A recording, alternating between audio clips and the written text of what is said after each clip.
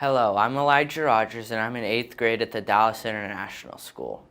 Today I get the great honor of interviewing one of the heroes of Silicon Valley, Jensen Huang, President, Founder, and CEO of Nvidia. I'm going to interview him about his choice to become an engineer in the semiconductor industry and why this is a great profession for kids my age to consider. I'm also going to be asking him about what opportunities will be available in the future for kids my age. So, Jensen, thank you very much for agreeing to do this interview with me today. You're welcome. It's my great pleasure. It's an honor. I've read a lot about you and watched a lot of YouTube videos. You're really famous in your industry, and I just think it's amazing what you do. Thank you. So the goal of our discussion today is to show kids my age what you would do if you're an engineer, and to kind of persuade them to look at engineering as a possible career. Okay. All right. What would you like to know? So when you were my age, which is 14, did you know that you wanted to be an engineer? Well, first of all, I think that if I were your mom, I wouldn't want me to tell you what I was doing when I was your age. I wasn't a particularly good kid. I just turned out good. You know, I was always rambunctious. I was always setting stuff on fire and gluing stuff together and blowing things up and, you know, digging holes in this and building that and whatnot. So I was a rambunctious kid, but I always cared deeply about grades, and I always knew that I wanted to do something in mathematics. That was probably my favorite topic. And ultimately I chose engineering because engineering has a lot of math. And for somebody who has an analytical mind, who likes to build things, who likes to make things the world's never seen, being an engineer is the perfect career. And so I don't know when I really decided I wanted to be an engineer, but I knew that I wanted to be in the analytical fields and in math and science ever since I was quite young. Okay. Wow. So you're the CEO of a company, but you're also an engineer. Do you think it's interesting and fun to be an engineer if you aren't also the CEO of a company? Well, it turns out I never really thought that I would be a CEO. I always thought that I would be an engineer. And I would say that the funnest part of my work is when I'm doing engineering. You know, what engineering really is understanding problems, having tools that helps you analyze problems and break the problems down into smaller pieces so that you can find sound, mathematically sound or scientifically sound solutions for those problems. And if you were clever, you would also be able to find solutions that were innovative in some way, that the world has never thought of in some way, that's particularly simple, elegant, cost-effective, something that's special. And so being an engineer is really about problem solving. It turns out that being a marketing person, being a marketeer is a problem solving. Being a CEO is problem solving. Being a salesperson is problem solving. Being an investor is problem solving. Most of life is really about smart problem solving. And I found that my engineering skills in problem solving and my education in first principle knowledge has really helped in almost everything that I do, including being a CEO.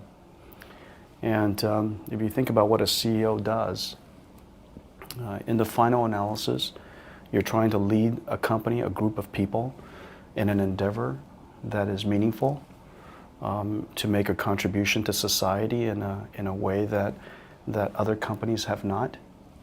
And at its core, it's a problem-solving exercise. And so I think being an engineer is a great training for any CEO. And as it turns out, I learned recently Professor Plummer I was with him yesterday, and he said, he's the Dean of Engineering, and he showed some statistics and I think I've seen these statistics before, that CEOs of many of the world's top 500 companies have engineering backgrounds. And so I think it stands to reason that having first principled skills in analyzing problems and coming up with clever solutions is helpful to all aspects of people's careers and life. Yeah. And so a video I watched said that you were really shy when you were young. Do you think, and now I see you talk all the time in public, do you think that you have to overcome being shy to be good at engineering? I'm still shy. I still don't seek out public speaking opportunities. Ask your mom. I try to resist almost all invitations, and so I'm basically still shy. When you communicate, though, when you're speaking, when you and I are speaking right now, and when I'm speaking to people I care about, or talking on a particular matter that's important to me, there are several things that I've learned that's really about, at the core, important to communications, which is, number one, know your subject matter. Don't talk about things you don't know, and talk about things you do know, but know them. Know the things that you know, and then secondarily, or even more important than that, be thoughtful of the audience you're talking to, and be empathetic to what's important to them, and try to make the time that they've spent listening to you worthwhile. And so, if you care about the audience and you're empathetic to them, and you know your subject matter, and you try to keep whatever it is you're trying to say as simple and straightforward and as clear speaking as possible, I found that to be wonderful communication skills. I like it when people talk to me that way, and keeping it simple, and so I try to keep it simple as well. Okay. So what's it like to be an engineer at Nvidia? What projects do you work on? What do you do every day? Well, if you look at Nvidia, we are the world leader in visual computing. If you can imagine this, whatever it is that you love or do, we are the world's best at what we do. We have lots of competition, but we have no peers. We are absolutely the best at what we do. Well, people who are best at visual computing or computer graphics come to work at Nvidia. And so one of the things that's really cool about our company is that you're surrounded with people who are genuinely passionate about doing the same thing that you're trying to do in the same field. And they're the world's best at what they do. If you could imagine, whether it's an Italian restaurant, or a race car company, or airplane company, or whatever it is, this particular company is the world's best, unambiguously the world's best at what they do. Well, that's us. And so we try to find projects in our company that are meaningful to do. The world's never done it before.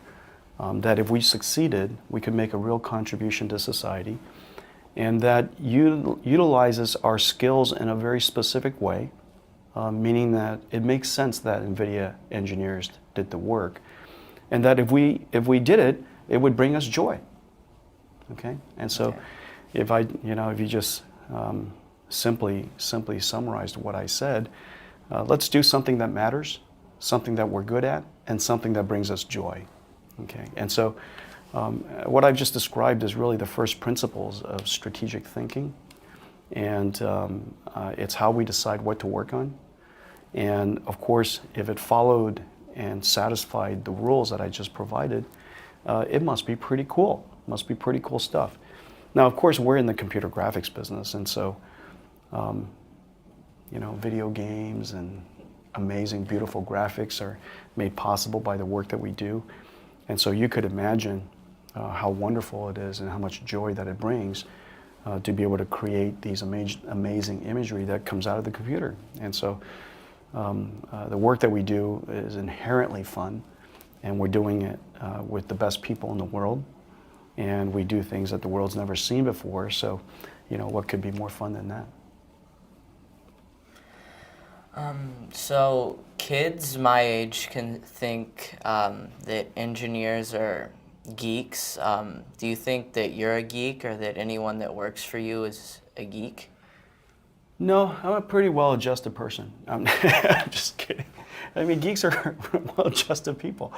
I think there was a time where when I was growing up, I'm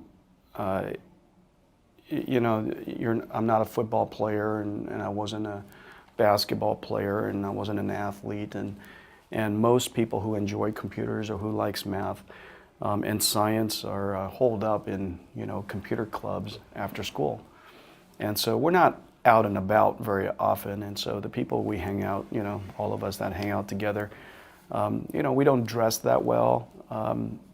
We don't look that cool. You love math. What can you do? Now, it turns out that most of my friends that loved computers and loved math and loved science, they turned out to have been pretty cool guys. And I married a really cool engineer. My wife is an engineer, and she turned out really cool. And so it's not so bad being a geek these days. It's more cool than it used to be. I heard from someone that there was never a problem you couldn't fix. Do you think that's true, or was there a problem that you couldn't fix? There's some problems you can't fix. I don't recall one. And the reason for that is because either you find a solution for it, or you change the problem so that you can find a solution for it. And I think in a lot of ways, some people call that thinking out of the box. If you can't solve something, it either sometimes is not meant to be solved, or you can change the problem, in a way that is solvable. Now, there are some problems that if you try to solve it in the most literal sense, it would take a long time to solve. It might take a lot of money to solve. It might take an enormous amount of cost, in time or resource or whatever it is, or materials. But if you change the problem and you truly understand what is the person really trying to ask? What is at the core of that problem? Maybe you can express that problem in a slightly different way, and as a result it becomes solvable and a solution can be found. Maybe you can simplify the problem. Maybe you can break the problem down into 10 pieces, and that you would solve it over time. And there's a lot of different ways to look at the problem. And smart thinking about a problem is really at the beginning of engineering. It's asking the question, what is this problem really about? What is this problem really about? And oftentimes, by asking that question, what is this problem really about? What are they really asking? What are we really looking for? How can I express this problem in different ways? When you think about it that way, all of a sudden, the number of solutions really expand. Once people get their engineering degree, there aren't very many opportunities. Do you think that's going to change in the future? There are always opportunities for people who are empathetic to the challenges that are out there and can adapt themselves to find a solution for those challenges. And if you're trained as an engineer, but you turned out to be a lawyer, you trained as an engineer, you turned out to be a marketing person, you trained as an engineer, you turned out to be a CEO, you trained as an engineer, you turned out to be an artist. I think that it almost doesn't matter what the end profession is. I think the most important thing about engineering is that you're learning life skills about asking the right questions and breaking down problems and finding solutions to it that are elegant and optimal, and have the life skills to continuously improve All of those skills are really all that engineering teaches us, along with, of course, a lot of first principle knowledge that is when applied helps us find more elegant solutions. And so that's really all engineering is about.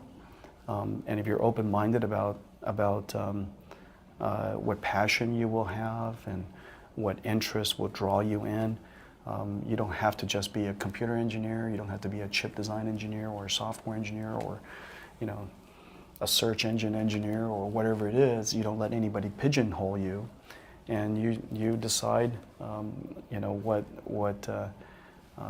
work brings you the most joy.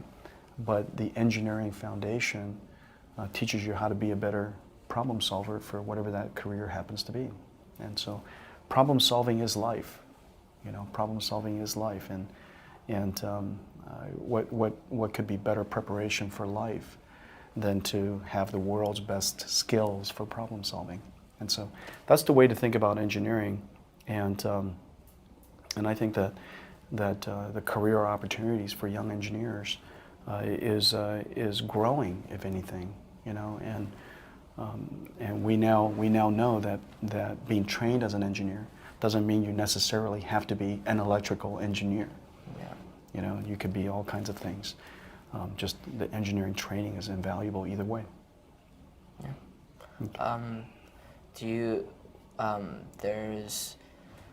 What's the hardest part of being an engineer? The hard classes or the competition for college spots and jobs once you're done? First of all, there's always a college. And so winning should not be winning a spot, earning a spot, succeeding. Those shouldn't be expectations that you have of yourself, frankly. I'm a big believer that doing your best is more important than winning. And the reason for that isn't that winning doesn't matter. Getting into Stanford was important to me, and coming to school here was important to me. Getting the best grades was important to me. And doing well in school was important to me. Doing well at work is important to me. Winning at work is important to me. I want our company to do well. I want us to be the best. That's important to me. However, setting the expectation that you will be the best, that you are going to be number one, that you have to go to this particular college or whatever it is, might set such a high expectation it prevents people from even starting. There are only so many people who are going to win the US Open. There are only going to be so many people who are going to be world champions. It shouldn't be the expectation to go down the journey. And I genuinely believe that the journey is ultimately the best part. I'm not trying to reach anywhere. I'm not trying to get anywhere. I'm just trying to have fun as I go. And if that's the philosophy, then I would say that all kids ought to go to school, and they ought to go to college. They ought to endeavor whatever field that they want to endeavor, whether it's quantum physics or biomedicine or robotics or whatever, and whatever field, and just enjoy it. Just enjoy it. Just go do it. Just enjoy it. And there will be a school. There will be a job. And with that belief, you can start the journey. If you set too high expectations from the get-go, it might be so high an expectation that most people then run away from even trying. Yeah. And so I think trying, as it was a Benjamin Franklin that said waking up is half the battle. I think it is true. Just getting to work is half the battle, and getting to school is half the battle, and the rest of it is just enjoy your way there and do your absolute best, and try to live life with no regrets, and if you did your best, what's there to regret? Yeah. Right? Thank you so much for doing this interview with me today. I found the answers to the questions. They were really, really interesting answers. I learned a lot. I appreciate it too. I enjoyed talking to you. If every eighth grader was as smart as you, we'd be in good shape. Thank you. All right, thank you.